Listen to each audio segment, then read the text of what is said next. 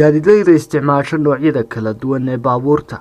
ayaa muddooyinkii u dambeeyay si weyn uga cabanayay shidaal xun oo xabag wata kaasoo fadhiisiyay kumanaan gaari ah gudaha Somaliland. magaalada Burco oo gaadiidley badan u kala dhex gooshaan ayaa ciladaasi noqotay mid ugu hadalhaynta badan waxaanad arkaysaa iyadoo wadooyinka laga jirayo baabuur ciladaasi sabab u noqotay in ka xoogsada geerashada baabuurta ee batroolka sida daraadeed maanta shaqadu way ugu badan tahay bariyahan iyo wiiganba way ugu socotay baabuurtii injection ka ahayd way wada fadhiyaan waa fadhiid dalka waxa soo galay batrool qaldan si kala ku soo galay ama Puntland soo galiso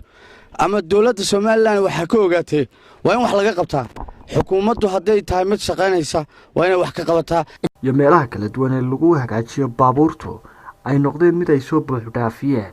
baabuur badan oo xanuunsanaya cilad ka timi shidaalka xabagta wata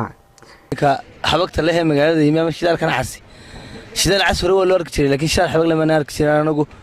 shidaalkan casi imika imaam xabagta lehina gawaadhiidaniyo way ku sulaaqmeen bo xaqi dambe qiiq bay ka sii deynayaan oo gaarigiinu hashkiday ku dhawi macadduqaysna u raacu ku dhawi kaalin wacan iyo kaalin xunna kala garan maayo marka tan ka gashabato wixii bay imika qiiq uma sii deynayaan kaalmi gobolka isku wada mid gaarigayga 2 cisho ka hor ayaa waxa la iga soo jiiday baarsiga meesha la yiraahdo ee Burco dhinaceeda koonfureed ayaa la iga soo jiiday geerashkaasaan keenay oo ka furfuran ilaa $200 oo damage ayaa ay galay shidaal xumidani walugooyaadu xun waa shidaal xabagaysan waana khiyaano waad arkayseen mar dhaweyd markaas ku irqaadayo